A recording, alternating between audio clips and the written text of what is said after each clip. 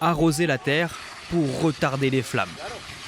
À une centaine de kilomètres de Madrid, dans la province de Guadalajara, le feu dévore la forêt. L'immense brasier est déjà le plus grand incendie que l'Espagne ait connu cette année. Plus de 30 000 hectares sont déjà partis en fumée, obligeant les habitants de plus de 30 villages à évacuer.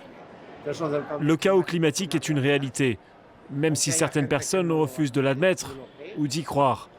Il y a toujours eu des incendies, mais aussi violents et aussi dévastateurs que ceux-ci, non.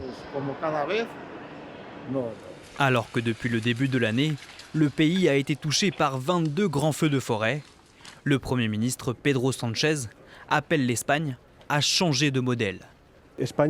L'Espagne a besoin d'un accord majeur, d'un pacte national pour l'urgence climatique, car nous ne pouvons pas nous contenter de réagir aux incendies ou aux catastrophes climatiques qui conduisent à des situations d'urgence une fois qu'elles se produisent.